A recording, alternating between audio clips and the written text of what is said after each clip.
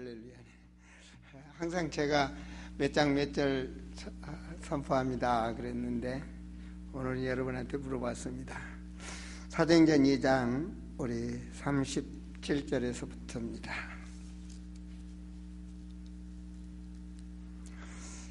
47절까지 봉독합니다. 그들이 이 말을 듣고 마음에 찔려 베드로와 다른 사도들에게 물어 이르되 형제들아 우리가 어찌할꼬 하거늘 베드로가 이르되 너희가 회개하여 각각 예수 그리스도 이름으로 세례를 받고 죄 사함을 받으라. 그리하면 성령의 선물을 받으리니 이 약속은 너희와 너희 자녀와 모든 먼데 사람 곧 주 우리 하나님이 얼마든지 부르시는 자들에게 하신 것이라 하고 또 여러 말로 확정하여 권하여 이르되 너희가 이 패역한 세대에서 구원을 받으라 하니 이 말을 받은 사람들은 세례를 받음에 이날에 신도의 수가 3,000이나 더하더라. 그들이 사도의 가르침을 받아 서로 교제하고 떡을 떼며 오로지 기도하기를 힘쓰니라. 사람마다 두려워하는데 사도들로 말미암아 기사와 표적이 많이 나타나니 믿는 사람이 다 함께 있어 모든 물건을 서로 통용하고 또 재산과 소유를 팔아 각 사람의 필요를 따라 나누어주며 날마다 마음을 같이하여 성전에 모이기를 힘쓰고 집에서 떡을 떼며 기쁨과 순전한 마음으로 음식을 먹고 우리 함께 읽습니다. 하나님을 찬미하며 또 온 백성에게 칭송을 받으니 주께서 구원받은 사람을 날마다 더하게 하시니라. 아멘. 오늘 말씀은 성경적인 교회란 말씀으로 전해드리겠습니다. 지난 한 주간에 우리 한 권사님한테 전화를 받았습니다. 오늘 예배를 드려야 할 우리 연춘미 권사님이 지금은 제주도에 계시죠. 제주도에 이렇게 큰 식당, 이렇게 음식점 사업을 하시기 때문에 제주도로 내려가십니다. 지난주에 전화가 와서 목사님 너무너무 보고 싶습니다. 그것도 울면서 전화가 왔어요. 와서 깜짝 놀래가지고 큰 식당이기 때문에 식당이 잘 안 됩니까? 그러니까 목사님 식당은 너무 잘 됩니다. 얼만큼 하루에 몇천 명씩 온답니다. 모든 사람들이 제주도로 가나 봐요. 그래서 이렇게 막 수학여행 막 오고 막 이래서 이렇게 인원이 굉장히 많대요. 그래서 원래 그런 식당은 생각보다는 훨씬 더 잘 되는데 몸이 많이 고달픈데 제일로 예배를 못 드려서 갈급한 마음으로 이 교회 저 교회도 드려보시지만 정말 우리 교회에 가서 목사님을 뵙고 예배를 드려야 되는데 그게 너무 갈급하다고. 그래서 교회 영상 메시지도 들으시고 그런다고 그러더라고요. 우리 교회 영상부는 되도록이면 주일날 저녁에 메시지를 들을 수 있도록 이렇게 띄워두면 좋을 것 같아요. 할 수만 있다면.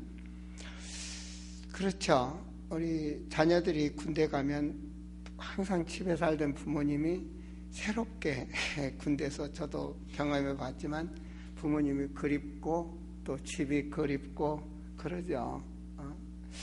이제 항상 들이다 멀리 떠나 계시니까 더욱더 그런 것 같아요. 어찌하든지 올 날에는 올라가서 예배를 드리려고 그럽니다. 그런 말씀을 하시더라고요. 저는 교회라는 것을 생각해 봤습니다. 교회, 성경적인 교회. 교회가 정말 이대로 가면 될까? 한 20년 전과 지금과의 교회는 너무 달라졌습니다. 그 이전과의 교회는 너무 달라졌죠. 제가 처음 사할인 갔을 때도요. 사할인에 처음 갔을 때는 이분들이 아침부터 저녁까지 그것도 나 나올 때까지 며칠을 두고 와서 말씀을 들었습니다. 근데 지금은 사할인도 경제가 좋아지고 굉장히 바쁩니다. 사람들이. 사할인 경제가 우리 한국을 넘습니다. 왜냐하면 그 좁은 도에서 석유가 막 나오니까 돈이 많아지니까 갑자기 달라졌어요. 그러니까 경제가 좋아지니까 할 일들이 많아진 겁니다. 그러니까 아침부터 저녁까지 와서 말씀을 들을 수가 없어요. 요즘 제가 생각을 하면서 집사람하고도 이야기를 하면서 우리 왜 옛날하고 20년 만에 이렇게 달라지냐라고 생각을 해보니까 우리가 너무 바빠요. 다 직장에 가고 다 시간이 있으면 수요 예배도 금요 예배도 새벽 예배도 모두가 동참할 수 있는데 다 바빠요. 다 직장에 가니까. 옛날보다 20년 동안에 그렇게 많이 바뀐 겁니다. 자꾸 바뀐 겁니다. 후진국에 가면 일이 없으니까 얼마나 많이 참여하는지 몰라요. 집회 처음부터 끝까지. 근데 요즘 한국에 대형 집회를 해도 그렇게 모일 수가 없어요. 다 바쁘니까.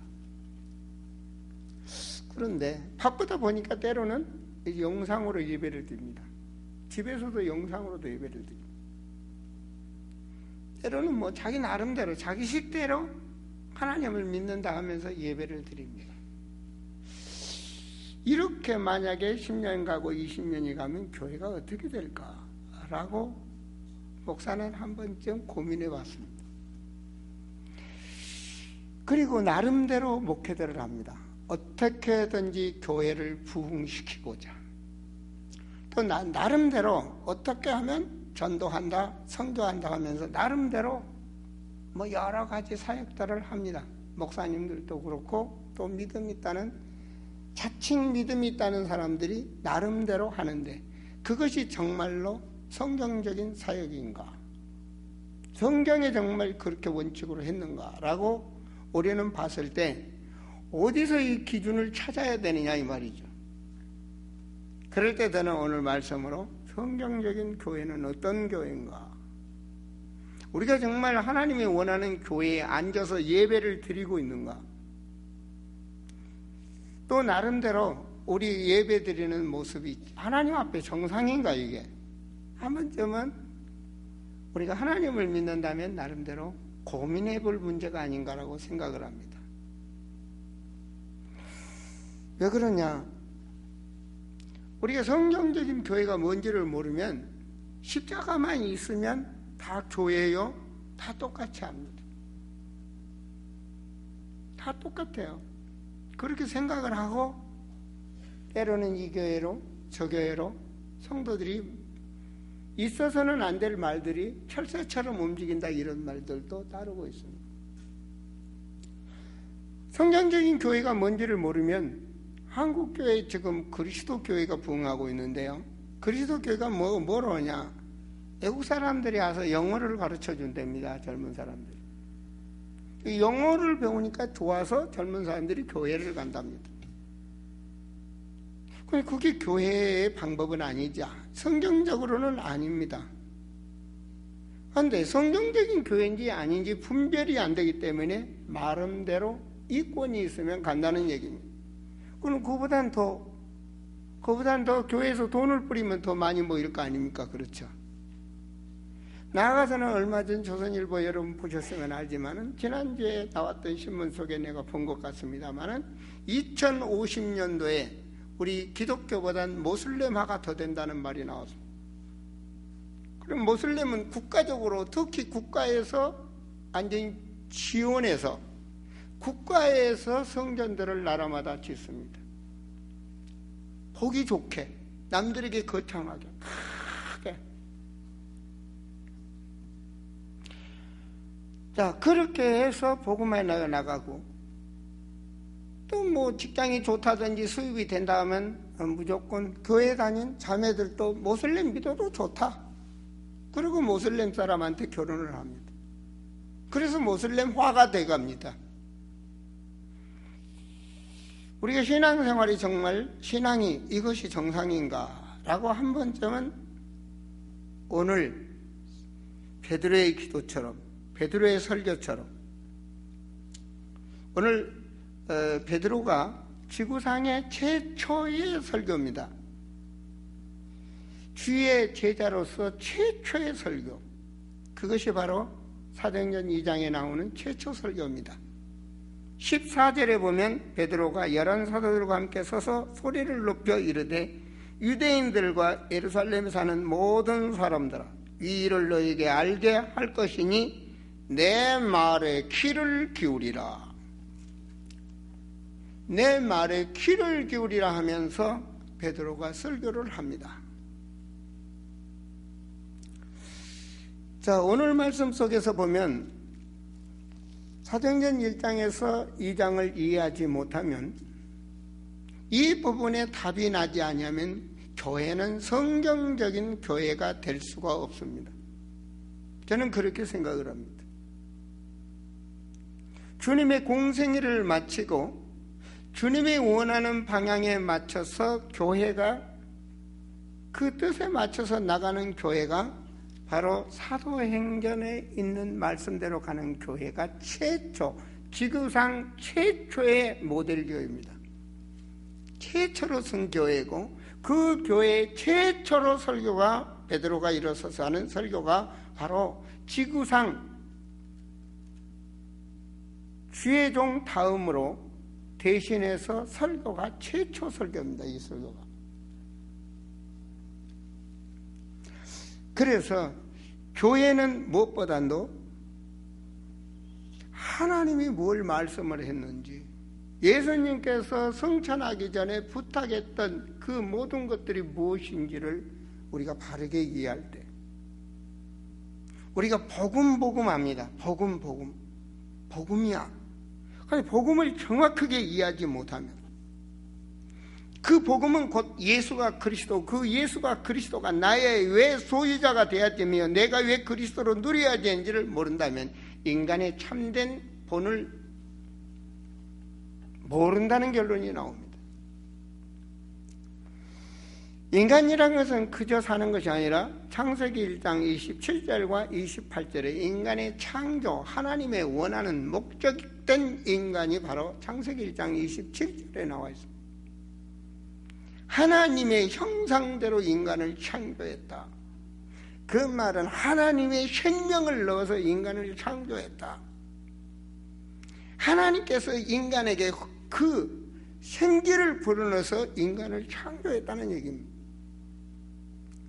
그걸 곧 그리스도라고 고린도서 4장 4절에는 하나님의 형상은 곧 그리스도라고 말합니다. 그 그리스도가 곧 생명이요, 그 생명이 누리는 방법, 살아가는 방법, 그것은 오직 진리, 말씀 중심인 것입니다. 하나님의 말씀. 그래서 예배는 곧 하나님의 말씀이 선포되고, 성도는 그 말씀을 잡아서 하나님과 교제하고 성도와 교제하는 것이 바로 교회입니다. 그 모델이 바로 오늘 설교 속에, 그리고 성경 본문에 나오는 교회입니다. 그렇다면 이 예수가 그리스도를 온전히 누리지 못하면 사람은 육신대로 중심 속에 살아가면 결과적으로는 창세기 3장에 빠지게 됩니다. 그리스도를 모른다면, 그리스도가 희미하게 한다면 결과적으로 구원관이 희미해지는 거고, 그리스도가 희미해진다면 이단성의 분별력이 없어지면 이 교회도 좋고 저 교회도 좋고 문선명이도 좋고 뭐도 좋고 어느 교회도 좋다는 결론이 나옵니다. 왜? 내 이익만 되면. 우리가 그리스도를 아는 것과 내가 소유하고 있는 것과는 다릅니다. 아는 건 그 능력을 누릴 수가 없습니다. 그러나 내가 소유할 때 그 그리스도의 능력에 의해서 내가 사로잡히게 되고, 그 그리스도의 능력에 의해서 결과적으로 나를 이길 수 있는 것입니다. 그래서 사도행전 3장에서 베드로는 내 안에 있는 나사렛 예수 그리스도 이름으로 곧 흑암을 꺾는 역사가, 창조의 역사가, 치유의 역사가, 안진뱅이가 일어나는 역사가, 나는 그 복음을 진정으로 누리는 자가 인생을 행복하다고 말할 수 있어요. 없어도, 문제 속에 있어도, 어떠한 환경에서도 나는 행복하다고 고백할 수 있다고 저는 생각을 합니다. 그 그리스도의 주시는 그 힘, 바로 내가 나갈 목적, 그리고 내가 이 흑암 세상에서 이겨야 될 그 왕권, 그리고 나의 죄되고 속된 것들을 이길 수 있는 그 비밀은 오직 그리스도입니다. 그 비밀을 아는 자가 그리스도의 삼권인 선지자, 제사장, 왕권이 나의 권세라고 외칠 수 있는 하나님의 자녀라고 성경은 말씀하고 있습니다. 이 사건을 우리가 이 비밀을 통해서 하나님께서는 그 그리스도로 해답을 난 자들에게, 누가 잘 알았습니까? 예수님을 따라다닌 자들이 가장 잘 알았습니다. 기록은 제자라고 되어 있습니다. 그리고 120문도 70인들이 있죠. 그 사람들은 예수님의 사역을 받고 예수님의 죽으시고 부활하심을 본 자들입니다. 그래서 이분은 사람이 아니요 하나님이라는 사실을, 그리고 이분이 정말로 구원주됨을 성경의 말씀대로 오셨다가 구원을 모든 걸 열으시고 지금도 부활하셨다는 말은 살아계신다는 말이요, 이분의 말씀을 붙잡는 자면 세상 끝날까지 우리와 함께하고 있다는 믿는 자들이 바로 모이게 했던 것입니다. 그 주님이 모여서 감람산에서 40일 동안을 부탁한 말씀이 있습니다. 그것이 바로 여러분 사도행전 1장에서 보면 1장 3절을 한번 보시기 바랍니다. 그가 고난받으신 후에 또한 그들에게 확신한 말씀을 증거로 신이 살아계심을 나타내사 시작 40일 동안 그들에게 보이시며 하나님 나라의 일을 말씀하시니라. 이거 그냥 간단히 넘고 넘어가서는 안 될 말씀입니다. 40일 동안에 강조했던 메시지가 뭔가? 세상 중심으로 육신 중심으로 살았던 그들을 감람산에다 40일 동안 놔두고 간절히 말했던 부탁의 말씀이 있습니다. 그게 하나님의 나라입니다. 다른 사람들은 아무 관심도 없는, 그렇잖아요. 육신적인 어떤 도움으로 금방 눈에 보인 것이, 하나님께서는 너무 중요한 말씀을 하나님 나라에 대해서 40일 동안을 부탁해요. 그런데 사도행전 19장 8절에서 보면 하나님을 잘 알았던 사도 바울은 석 달 동안 에베소에서 하나님 나라에 대해서 강론했다라고 말씀되어 있습니다. 여기서 우리는 한번 귀를 기울여 봐야 되겠습니다. 어쩌면 오늘 말씀을 붙잡으면서 하나님 나라에 대해서 여러분 깊이 한번 묵상해 보세요. 여러분은 하나님의 부름받은 사람입니다. 얼마나 중요하면 부활해서 40일 동안을 감람산에서 하나님 나라에 대해서 강론을 했고, 하나님을 잘 안다는 바울은 3개월 동안을 하나님 나라에 대해서 계속 성경을 풀어 말씀을 했습니다. 하나님 뜻이 맞고 하나님 방향에 맞을 때 저는 우리 인간은 가장 행복하게 살 수 있다고 생각을 합니다. 왜냐? 우리 하나님은 창조의 하나님이시요 전능하신 하나님이요 영원하신 하나님이요 우리 모든 것을 치유하시는 하나님이시기 때문에, 그리고 그 말씀이 정말로 중요함을 알 때 그 말씀을 우리가 소유하게 될 때 하나님은 그 말씀을 성취하시는 하나님이라고 저는 믿습니다. 하나님의 나라, 그냥 하나님 나라 전도해야 돼, 그저께 생각, 그 정도 맞지 않습니다. 그러나 정말로 하나님 나라가 나를 통해서 나 현장에서 주님의 지체로 내가 하나님이 원하는 나를 통한 하나님 나라에 대한 비밀이 무엇일까? 얼마나 중요했으면 40일 동안 하나님을 잘 안다는, 그렇게도 하나님 성경에 신약의 거의 절반 이상을 하나님 계시를 받아 기록했던 사도 바울이 하나님 나라의 그 3개월 동안을 에베소에서 강론했을까? 우리는 너무 중요한 것을 너무 가치 없이 알 수가 있어요. 너무 가치 있는 것을 너무 가치 없는 걸로 버릴 수가 있어요. 주님의 뜻에 합할 때 우리 주님은 모든 범사가 형통하게 될 줄로 믿습니다. 하나님의 나라, 그 비밀을 아는 자가 누릴 수 있는 것이 하나님의 능력이라고 저는 믿습니다. 하나님 나라에 강론하시고 너희들은 기다리라는 겁니다. 주님께서 기다리라는 겁니다. 뭘 기다리라는 겁니까? 우리는 할 수가 없어요. 누가 해야 돼요? 하나님이 하셔요. 하나님이 하셔요. 우리는 우리 마음도 다스릴 수가 없어요.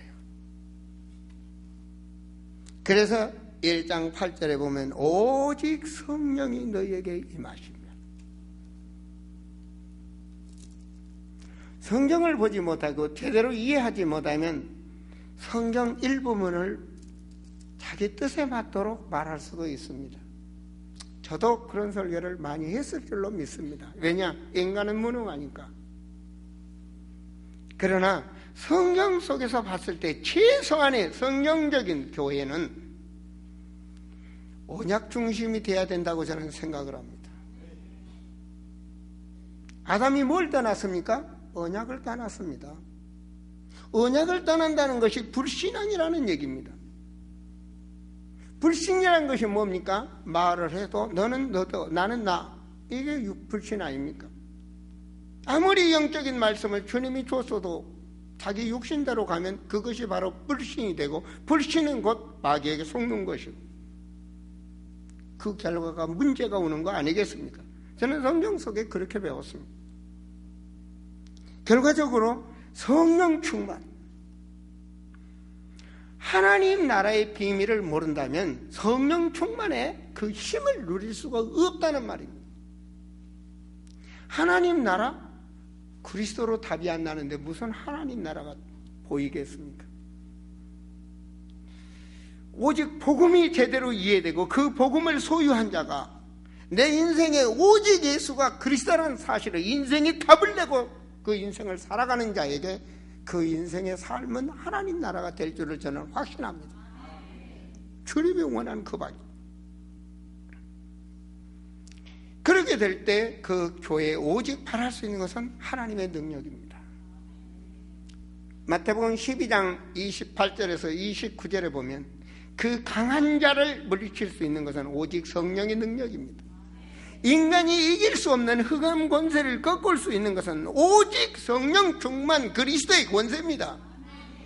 그리스도의 영이 역사하지 아니하면, 하나님의 영이 역사하지 아니하면 이길 수가 없는 말입니다. 여러분, 그리스도의 영도 성령도 하나님의 영도 다 동일한 거예요. 성경에는 우리가 이해할 수 없는 말들이 많이 있습니다. 예를 들어서 아비몰, 릭사놀, 뭔 말인지 모르지 않겠습니까? 옛날에 말이에요. 바벨론을 말로 말하면 리사놀이요, 또 이쪽 나라 말로 하면 아비몰이 똑같은 1월달이라는 얘기입니다. 첫 달, 시작. 그러나 우리가 성경에서 볼 때 성경의 하나님의 뜻이 뭡니까? 유일하신 하나님, 성부와 성자와 성령은 하나님이십니다. 성경의 전체적인 계획은 이 성경을 우리에게 주신 이유도 하나님 나라를 위해서, 인간을 창조한 이유도 하나님 나라를 하나님은 계획하시고 아담과 하와를 창조했다는 말입니다. 예수 그리스도가 이 땅에 오심도 하나님의 나라를 위해서 말입니다. 하나님의 나라를 위해서. 우리를 부르신 것도 하나님의 나라를 위해서, 교회를 세우신 것도 하나님의 나라를 위해서. 그 방향에 맞을 때 성령에 충만하고. 자, 모슬렘이 한국에 최대의 모슬렘을 이태원인가 어디다 짓는다고 난 그 영상을 봤습니다. 뉴스로 봤습니다. 저는 외국에 가서 모슬림권을 많이 봅니다. 모슬림 교회를 많이 봅니다. 그 도시에 가장 크고 튀어나게 짓더라고요. 그런 큰 모슬림이 지어지면 영향권이 갑니다. 만약에 여기 모슬림이 이 성전에 들어와서 크게 짓는다면 어떻게 되겠어요? 만약에 우리 성전이 무너져서 이 성전에 절간이 생긴다면 많은 사람의 웃음거리가 되겠죠. 이재현 목사의 우리 성도들의 오고 가는 말은 떠나서 결과적으로 하나님의 영광을 가리는 이런 일이 벌어지겠죠. 그죠? 그만큼 성전은 중요하기 때문에 에베소서 1장에 보면 교회는 주님의 몸이다 그래요. 교회의 머리는 예수 그리스도다. 그만큼 교회는 중요한 것입니다. 그만큼 성전은 중요한 것입니다. 왜? 영향력이 간다는 말입니다. 여기 절간이 잘 지어지면 영향력이 간다. 정말로 성경적인 교회가 되지 못한다면 문제가 생긴다는 말입니다. 우리 성도님들이 세상적으로 문제가 있어서 또 어려움이 있어서 또 여러 가지 또 미래를 보면서 하나님께 간구할 일도 있고 여러 가지를 위해서 마음 먹고 오늘 예배를 드리러 오신 분도 있으실 것입니다. 맞습니다. 그런데 먼저 내가 하나님 앞에 방향이 맞아지고 자세가 맞아질 때 그 모든 것이 통과될 줄로 저는 믿습니다. 이렇게 되어질 때 이 부분이 하나님과 함께 우리 전 성도들이 바로 이 부분이 아멘함으로 하다 보고 통하게 될 때 소통이라는 것이 보일 줄 믿습니다. 무엇으로든 그 안에서 주님의 몸된 교회를 세워간다는 말입니다. 그들이 어떤 일이 벌어졌습니까? 교회의 본 모습을 사도행전 1장에서 보시기 바랍니다. 여자들과 예수의 어머니 마리아와 예수의 아우들과 여기에 기록된 분들이 많지 않습니다. 초대교회 예수님이 십자가에서 부활하신 후 얼마나 성천하신 후 남은 무리는 손가락으로 셀 만한 인원입니다. 많아봤자 1,200명 안에 드는 숫자입니다. 저는 성경에 기록된 대로 보면 말입니다. 물론 고린도전서에 승천하실 때 500여 문다가 봤다는 말씀도 있습니다만은 오늘 이 마가 다락방 교회의 최초의 교회입니다. 마가의 집 다락에 모인 사람들인데 얼마나 많겠습니까? 그런데 이들이 14절에 여자들과 예수의 어머니, 이 여자들이라고 써진 게요, 이때는 여자를 사람 수에도 쓰지 못해 안 썼습니다. 지금 여자분들이 이해가 안 되시죠? 한국 100년 전만 해도 여자는 인간 취급을 못 받았어요. 우리 어머니 식사할 때만 해도 밥상에서 밥 먹는 거 못 봤어요. 더 어려서 부엌에서 앉아가지고 혼자 이렇게 잡수는 걸 봤지 남자들하고 딱 밥상에 와서 겸상 못했어요. 대한민국 변화는 예수 믿으면서 여자분들이 확 올라간 거예요. 진짜예요. 여러분 잘 아시잖아요. 그런데 뭐 했습니까? 자, 여자들과 더불어, 여기 보면 아우들과 더불어, 제가 강조하고 싶은 거예요. 더불어 마음을 같이하여. 그 말은 일심이라니에요. 우리가 마음이 하나가 될 때, 예수 마음으로 하나가 될 때, 할렐루야. 마음을 같이하여. 부부간에도 마음이 같지 않으면 안 되지 않습니까? 마음을 같이하여. 오로지 그 말은 전심으로 기도에 힘쓰니라. 힘썼다는 말은요, 노력했다는 말이요, 지속해야 돼. 기도에 힘쓰니라. 아버지의 말씀을. 이게 교회 모습입니다. 교회는 중요한 부분이 앞에 타이틀이 돼야 됩니다. 정말로 복음 안에서 목적이 하나님의 나라, 하나님의 능력이 역사하도록 이 부분이 되어진 교회가 주님이 원하는 교회라고 생각합니다. 그리고 그 교회가 그 부분이 답이 났을 때 오직 성도가 하나로 돼서 기도하는 것입니다. 모든 것은 기도에 하나님이 역사하시도록, 무엇을 하든지 간에 교회의 모든 것을, 주의 몸된 교회를 세우기 위해서 말입니다. 이때 세워진 하나님의 역사가 보면, 때에 2장 1절에 보면 오순절 날이 이름에 성령의 역사가 일어납니다. 성령이 바람이 불든, 성령이 뭘 하든지 간에 하여튼 성령의 역사가 일어나는 겁니다.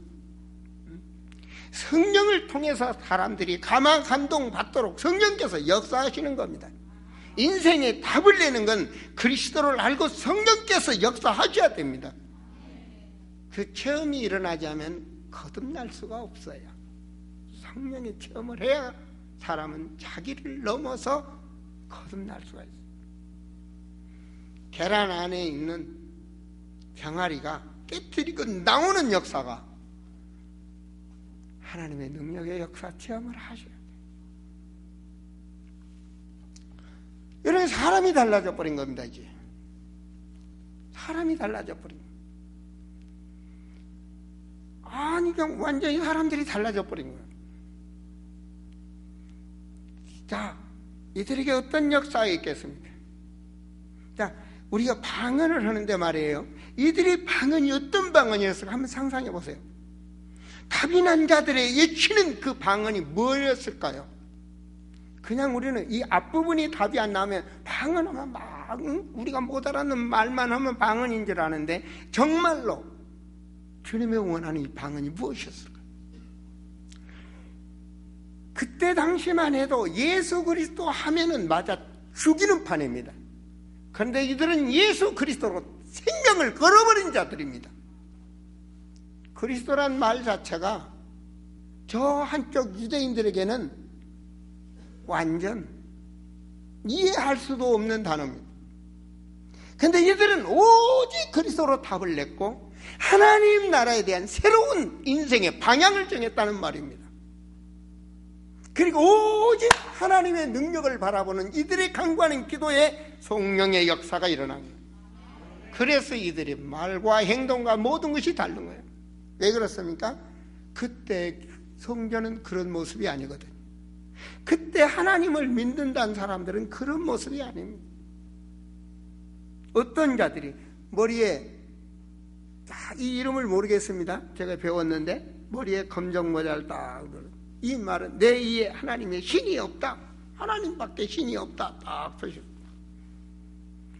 그리고 예배드리러 가는 것이 양을 끌고 가서, 아니면 성전에서 양을 사서, 아니면 돈이 없으면 적은 돈 들어가면 비둘기를 산다든지 소를 잡아서 피 뿌리는 것이 제사요, 구약에 그렇게 말했던 것이 하나님께서 그렇게 하라고 때문에 그것이 원칙인 겁니다. 근데 이들은 완전히 달라져 버린 거예요. 요한복음 1장에서 보셨듯이 예수 그리스도는 어린 양, 모든 죄를 지고 가는 그 어린 양, 그 십자가 보혈의 은혜를 알았던 이들이 외치는 것은 다른 거예요. 그래서 이들이 놀란 거예요. 자, 놀라는데, 예, 본인들이 평상시 했던 방법이 아니기 때문에 말입니다. 12절을 한번 보시기 바랍니다. 자, 12절에 보니까 다 옆에 사람들이 보면서 그 체험을 아는 사람들이 다 놀라며 당황했다고 말합니다. 지구상에 교회가 다 그렇게 하고 있으면 괜찮은데 교회가 없는데 지금 이들이 하는 짓이 이상하단 말입니다. 그것도 예루살렘 교회처럼 금빛으로 둔다는 그런 교회당에서 하고 있으면 뭐가 있는가 보다 하는데, 그것도 마가에 타락에 앉아서 하는 짓이 이상하단 말이에요. 쉽게 말해서 골방에서 하는 짓이 완전히 이건 미친 거란 말이에요. 그러니까 뭐 했어요? 다 놀라며 당황했다. 하나님은 그곳에 역사하셨거든요. 성령은 그곳에 역사하셨거든요. 그곳에 역사하셨다니까요. 우리가 어떻게 믿어야 그곳에 우리한테 하나님이 역사하실까요? 다 놀라며 당황하여 서로 이르되 이게 어찌된 일이냐, 이게 뭐한 일이냐, 이 사람. 이게 그냥 생각할 일이 아닙니다. 유대교 모든 그 나라 전체가 그런 방법을 안 하는데 이 소수가 모여갖고 하는 짓이 완전히 이상한 짓을 하는 거예요. 그런데 이게 지구상 최초의 교회라는 것을, 주님이 원하는 교회라는 것을 다 놀라며 당하는데 이게 어찌된 일이냐, 이게 어찌된 일이냐. 일 속에서 보면 한번 그 상황을 그림으로 그리고 그 말하는 사람들 한번 생각해 보세요.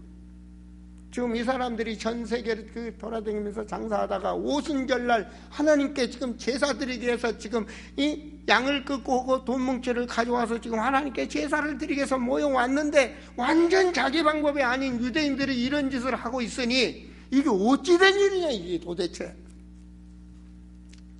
13절 보세요. 또 어떤 이들은 조롱하여 그들이 세술에 취하였다. 자, 옆에서 이 조롱하는 사람들, 더군다나 이 사람들이 술 먹었겠습니까? 지금 하나님의 은혜 가운데 충만한 이들에게 지금 뭐 했죠? 술에 취했다. 어떻든 거기에 모인 사람들이 그렇게 하고 있는데 와서 술 취했다 그러는 거예요. 술 취해가지고 예배드리면 안 돼요. 그러면 오늘 술 취하신 분이 만약에 이거 앉아있다면 얼마나 기분이 나쁘겠어요. 내가 어쩔 수 없어서 조금 먹었는데 얼굴이 빨개졌는데 목사님 그걸 말해가지고 술 취했다가 상처 받겠어요, 안 받겠어요? 상처 받지. 아마 술 먹으면 없는 것 같아요. 있다면 지금 나갔을 거예요. 근데 이 사람 뭐예요? 지금 세술에 취했다고 해치잖아요. 상처 받았어요, 안 받았어요? 이 사람들? 안 받았어요. 자기 심장을, 그것도 지금 하나님 앞에 예배를 드린다 열심히 지금 주님한테 뭐 한다고 지금 뜨겁게 기도하는데 거기에 와서 이것을 취했다. 이게 어찌된 일이냐. 완전 이상한 것들이다 이거. 저는 그걸 보면서요, 복음을 가진 자는, 정말로 인생에 탐난 자는 어떠한 환경에도 어떠한 현실 속에도 우리는 속지 말아야 된다. 마귀는 속게 만듭니다. 내 인생의 방향이 정해졌다면 속지 말아야 돼. 절대로 속지 말아야 돼. 너무너무 속지 말아야 돼. 마귀가 보이면 좋은데 안 보여요. 여러분 절대로 속지 마세요. 성도님들이요, 많이 보면 교회에서 상처를 받았다 그래요. 참 나도 우리 성도들이 상처를 안 줬으면 좋겠는데, 상처가 받은 분들도 많고 또 교회를 떠난 분들도 많고 또 모든 상처를 이기고 앉아 계신 분들도 있고 그렇죠. 예수님께서 제자들에게 뭐는 감람산에서 시험 들지 않게 기도하라고 그러잖아요. 근데 부모가 말을 많이 했어요. 자녀는 잘 되라고 훈계를 하지만 자녀들은 삐뚤어지잖아요. 우리 학생들 제일 듣기 싫은 말이 공부란 말 듣기 싫어한다며. 근데 부모님은 공부라고 그러잖아요. 어때요? 뭐 TV에 나온 데 보니까 밑에다가 이렇게 문 딱 잠고 있다. 간식 막아 탕탕탕 엄마가 때리면 하찌거리다가 얼른 넣어놓고 게임하다 얼른 넣어놓고 공부하는 척 펴놓고 웃는 사람, 경험이 있는 사람. 부모님은 공부하라고 그러잖아요. 목사도 축복받으라고, 복받으라고 하나님 앞에. 그런데 말이에요, 이들은 넘어지지 않았다는 사실입니다. 그래서 정말로 우리 주님이 우리 배경 속에 있다면 현실 속에 속지 말아야 되겠다. 자, 이들은 뭐 했습니까? 교회를 세우고. 어떻게 세웠어요? 그들 앞에서 화평케 하며 복음으로 답을 주며 교회를 세워갔다는 게 인간 최초의 교회입니다. 세계 최초의 교회입니다. 자, 그렇게 13절에 또 어떤 일이 조롱하여 이르되 그들이 세술에 취했다고 하면서 이게 보통 지금 인격 공격을 한 게 아닙니다. 그런데 14절에 베드로가 일어나서 내 말에 귀를 기울이라. 자, 그러면서 성경적으로 답을 줍니다. 18절에 보면 그때에 하면서 설교를 하는데 요에서의 말씀을 가지고 일어나 세웁니다. 그러면서 21절에 누구든지 주의 이름을 부르는 자는 구원을 받으리라. 너무 놀라운 말을 해버린 거예요. 뭔 말이죠? 이들은 구원이라는 단어 자체도 모릅니다. 뭘 알고 왔습니까? 지금 양 잡아서 하나님 앞에 피 뿌려야 된다니까요. 소 잡아서 피 뿌리든지 자기 능력대로 양을 수백 마리 피 뿌리든지 하여튼 방법이 그거예요. 피제사. 근데 그 피는 주님의 보혈의 피로 끝냈습니다. 아시겠습니까? 주님을 믿는다는 것은 그 십자가의 은혜를 믿는 거 아니겠습니까? 그 보혈의 피로. 그래서 우리가 주님 앞에 우리 자신을 드러내고 회개하는 거죠.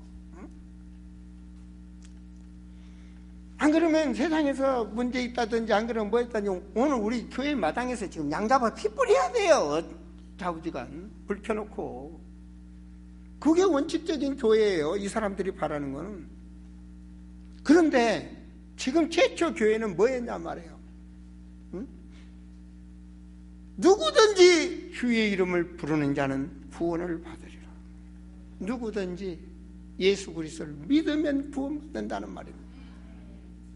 그래서 성경적으로 말씀을 주는 겁니다. 그런데 쭉 시가서에 있는 말씀이나 느헤미야의 29절에 있는 느헤미야에 있는 말씀이요 30절에 보면 사무엘하에 있는 말씀, 이 교회를 세우기 위해서 말이에요. 자, 그러면서 32절 우리 함께 읽습니다. 이 예수를 하나님이 살리신지라 우리가 다 일의 증인이라. 우리는 예수 그리스도를 믿습니다. 예수 그리스도로 구원받은 사람입니다. 여러분은 그리스도의 증인으로 일어서셔야 됩니다. 뭘로요? 여러분 인생 자체가. 우리 할머니는 정말로 예수를 믿은 분이야. 우리 아버지는 정말로 예수 그리스도를 믿은 분이야. 그것이 곧 그리스도를 증거하는 삶이지 않겠습니까? 정말로 우리 아버지는 그리스도를 증거한 사람이었어. 우리는 뭔가 이름을 남기고 가야 되겠죠, 그죠? 정말로 다 일일이 설교할 수는 없겠습니다만은 36절 함께 봉독합니다. 그런즉 이스라엘 온 집은 확실히 알지니 너희가 십자가에 못 박은 이 예수를 하나님이 주와 그리스도가 되게 하셨느니라. 알지 못한 이 사람들한테 지금 뭔 말하고 있죠? 구원주가 예수고 그분이 구원사역을 하신 그리스도다 이 말입니다. 그래서 예수가 그리스도요, 예수 그리스도라는 말을 하죠. 자, 그러면 그 예수 그리스도 하나님이 인간을 살리시기 위해서 이 땅에 오셨어. 믿습니까? 자, 오신 그분이 지금부터 부활절 제가 고난주간과 부활절 설교했지만 2000년 전에 예언하신 그대로 선지자를 통해서 영원하신 하나님이 예언하셨어요. 예언하신 그대로 이 땅에 오셨어요. 그것도 신화가 아닌 저 로마에서 이스라엘을 점령하고 있을 때 그 이스라엘의 총독으로 로마에서 파송해서 그 총독이 빌라도가 되어 있을 때 역사상 사건 속에서 하나님이 사람으로 오셨어. 그리고 그분은 30년이 넘도록 이 땅에 사시면서 육신의 삶을 살면서 공생의 생활로서 그리스도라는 사실을 보여주셨어요. 때로는 우주를 다스리다, 이 말은 바람을 잠재우시고 풍랑을 잠재운다는 말은 우주를 다스린다는 얘기입니다. 때로는 죽은 나사로를 살리시기도 하시고 병든 자를 살리시기도 하시고, 그러면서 뭐 했습니까? 주 예수를 믿으라고. 나는 생명이다. 나를 믿는 자는 죽어도 살겠고 살아서 믿는 자는 영원히 살리라. 영생의 축복을 가진 성도님이심을 믿으시기 바랍니다. 자, 그래서 고민하는 겁니다. 귀를 기울여 설교 말씀을, 베드로의 설교 말씀을 듣고 이들이 하는 말이 그렇구나. 그러면 우리가 어떻게 해야 되냐? 이제 깨달은 거예요. 그러면 우리가 어떻게 해야 되는 거냐? 도대체 우리는 양잡아 피 뿌려야 되는 줄 알았는데, 정성을 들여서 해야 되는 줄 알았는데, 그러면 어떻게 해야 되느냐? 그 고문이 37절의 답입니다. 그들이 이 말을 듣고 마음에 찔려 베드로와 다른 사도들에게 물어 이르되, 형제들아, 우리가 어찌할꼬? 저를 따라서 한번 합시다. 어떻게 하면 됩니까? 분명히 하나님은 어떻게 하면 됩니까? 그랬더니 베드로가 대답을 합니다. 답을 주는 겁니다. 베드로가 이르되, 너희가 회개하여. 회개가 먼저입니다. 하나님, 그동안 하나님을 내가 잘 모르고 세상에서 열심히 살면서 많은 죄를 지었습니다. 잘 믿는다고 하였는데 유대인들이 얼마나 잘 믿었습니까? 하나님의 마음을 아프게 한 신앙이었습니다. 주님, 나를 용서해 주옵소서. 회개가 뭐냐? 그리고 뭐 했습니까? 각각 예수 그리스도의 이름으로 세례를 받으라. 예수 그리스도 이름으로 세례를 받으라. 아버지와 아들과 성령의 이름으로 세례를 베풀라. 세례는 뭐죠? 주님 앞에 주님이 죽으심에 동참하고 주님의 부활하심에 연합함이 세례 아닙니까? 그걸 믿는다는 사실입니다. 주님을 믿는다는 사실입니다. 그분을 연합한다는 것은 내가 그 안에, 그가 내 안에 연합한다는 겁니다. 그 말은 완전히 내가 믿는다는 얘기입니다. 자, 죄사함을, 그럼 뭐가 받았어요? 죄사함을 받으라. 아무도 해결할 수 없는 원죄,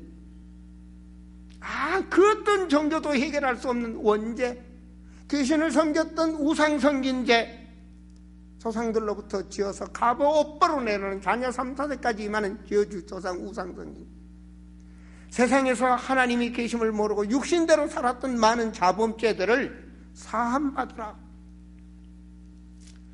그리하면, 그 다음이 중요합니다. 그리하면 뭘 받아요? 성령을 선물로 받으리라. 선물은 그냥 주는 거예요. 성령 장사하지 마세요. 아시겠습니까? 성령 장사하지 마세요. 무슨 예수님 몸뚱아리 따로 있고 예수님 영이 따로 있습니까? 생각해보세요. 여러분 생각과 마음이 따로 있고 여러분이 따로 있습니까? 그럼 죽은 거지. 영혼이 떠나면 죽은 거지. 혼이 떠나면 죽은 거 아닙니까? 혼이 떠나니라 육이 죽은 겁니다. 예수님 혼이 떠나버리면 예수님은 안 되잖아요. 그죠? 예수님의 혼이 성령인데, 하나님 혼이 성령인데 뭘 줬어요? 예수님을 구주로 믿었더니 성령이 하나님은 주신 거예요. 할렐루야. 그래서 성령이 영원히 우리와 함께하는 거예요. 이 사실을 아는 자가 성령의 능력을 믿는 거예요. 이 사실을 아는 자가, 그리고 그 성령의 능력이 내 삶 속에 역사하시도록 그 삶의 방향과 언약대로 살아가는 거예요. 우리는 이게 축복 중에 축복이에요. 성령을 섬기는, 여기 신앙의 정립이, 이게 교회예요. 교회는 이렇게 하는 거예요. 뭐 해야 성령을 받는다, 뭐 해야 성령. 아니에요. 예수님을 구주로 여러분들이 믿으면, 회개하고 믿었으면 성령은 임하는 거예요. 너희 안에 성령이 거한 줄 알지 못하느냐? 너희 몸이 성전이라. 성경적인 교회, 성경적인 성도. 성도는 하나님의 자녀예요. 예수님을 믿는 건데 하도 이상한 종파들이 많아지니까 우리 성도들, 이 성도, 이 초대교회 본이란 말이에요. 본. 교회예요. 성도들의 본이에요. 성령을 선물로 받아. 그러면 뭔 일이 있어요? 39절에 이 약속은 너희와 너희 자녀와 여러 모든 먼데 사람 곧 주 우리 하나님이 얼마든지 부르시는 자들에게 하신 것이라. 그래요. 주님이 불러야 구원받아요. 주님이 선택해야 돼요. 우리는 주님 앞에 택함받은 하나님의 자녀입니다. 40절에 또 여러 말로 확증하며 권하여 이르되 너희가 이 폐역한 세대에서 구원을 받으라. 나 따라하면 나는 구원받았네. 정말로 고백하는 사람은 하나님의 자녀요? 바로 성도인 것입니다. 성도인 것입니다. 41절에 이 말을 받은 사람들은 세례를 받으며 이 나라의 신도의 수가 3천이나 되었더라. 이해가 안 되죠, 그죠? 그런데요, 예루살렘 성이요, 우리 성지순례 가보니까 그렇게 크지 않아요. 그런데 무슨 일이 벌어진지 아닙니까? 지금도. 왜냐하면 이스라엘 나라에 있지만 그 옛날 예루살렘 성전은요, 유대교가 차지하지 못하고 무슬림이 차지하고 있습니다. 만약에 그걸 이스라엘에서 뺏게 되면요, 완전히 제3차 대전쟁이 벌어지게 됩니다. 근데 이 모슬렘 성전에서 전 세계에서 지금 다 모이지 않습니까? 그때도 마찬가지. 전 세계에 있던 유대인들이 다 모이는 거예요. 그러니까 막 마당이고 골목이고 어디가 버글버글 하는 거예요. 평상시 성지 순례를 가도 사람이 발에 걸려요. 예루살렘이 그렇다니까요. 옛날 그대로 있었고 도로 확장도 없고 그래가지고 다 예수님 십자가 걸어갔던 그 길이 얼마나 좁습니까? 그 길을 얼마나 사람들이 많이 오면, 그래서 사람들이 돈 조심하세요, 가방 조심하세요, 잘 보세요, 정신 팔지 말라고 막 그럽니다. 얼마나 빡빡이 많으면 전 세계에서 막 모여드니까 말이에요. 사랑하는 성도들이요, 정말로 이들이 이렇게 거듭났고요, 교회가 그 뒤부터 무슨 말을 받았습니까? 그때부터 사도가 설교를 하기 시작한 거예요. 이게 교회의 모습입니다. 설교를 강간해. 자, 42절 함께 했습니다. 그들이 사도의 가르침을 받아. 그때부터 말씀이 선포된 겁니다. 서로 교제하고, 이 예배입니다. 교제해야 돼요. 교회는 교제해야 돼요. 주일날이요, 교제해야 돼요. 성도들이 그리스도 안에서, 말씀 안에서, 기도 안에서 교제를 해야 돼요. 주 안에서 좋아서 교제를 해야 돼요. 그리고 뭐 했어요? 떡을 뗐다. 예찬을 했다는 말입니다. 이들은 떡 문화입니다. 우리는 떡이라고 하는데 빵 문화죠, 그죠? 우리는 식사 문화입니다.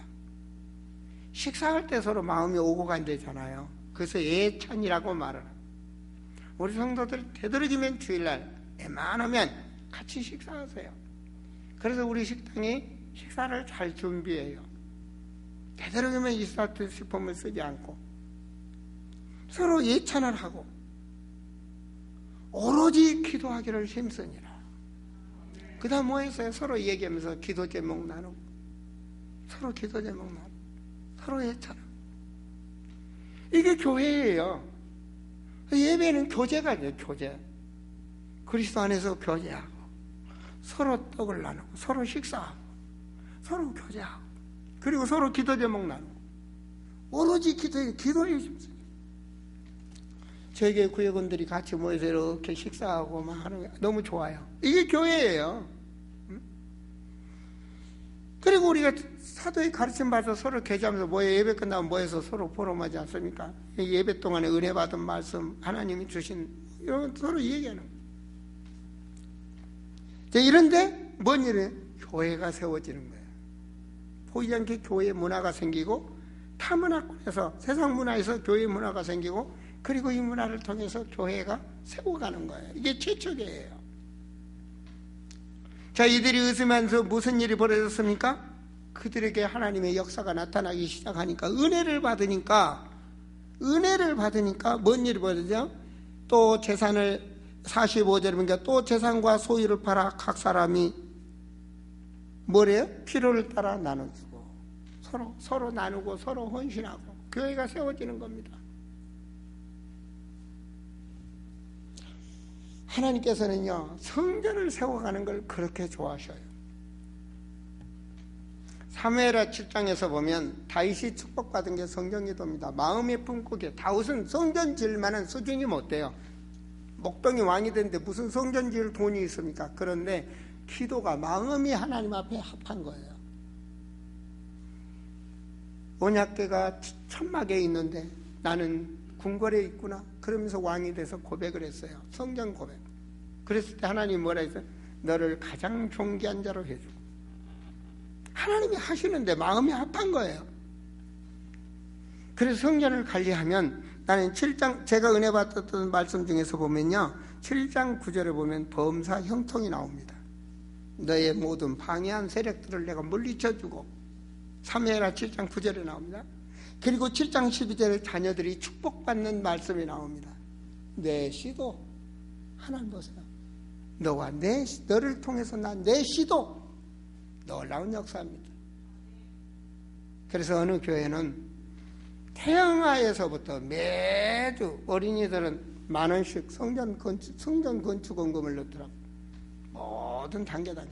그 성전 관리라는 게 정말 중요한 겁니다.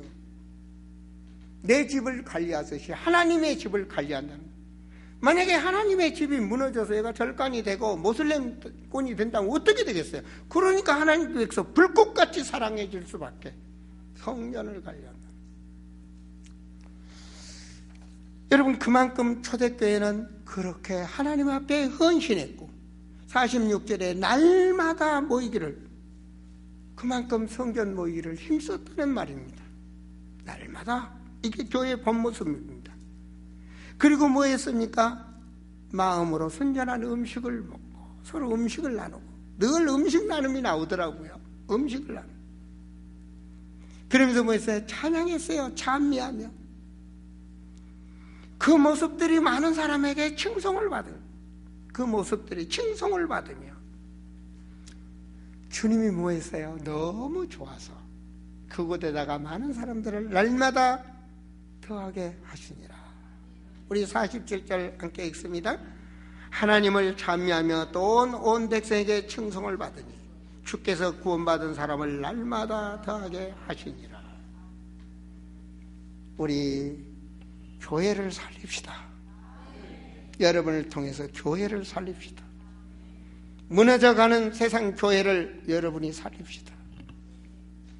이것이 주님이 원하는 성경적인 교회라고 저는 압니다. 어떤 교회는 어떻고 어떤 교회는 어떻고 어떤 교회는 세상에 많은 교회들이, 러시아도 가보면 다른 데에 선교를 너무나 먼 교회들이. 그런데 나는 성경적인 교회로 세워지기를 원합니다. 사랑하는 우리 아름다운 성도들은 우리 후대까지, 만대까지, 주님 오시는 그날까지 성경적으로 되어지는 교회, 우리 아름다운 교회가 늘 확장될 수 있도록 기도하시고 응답받으시기를 축원드립니다.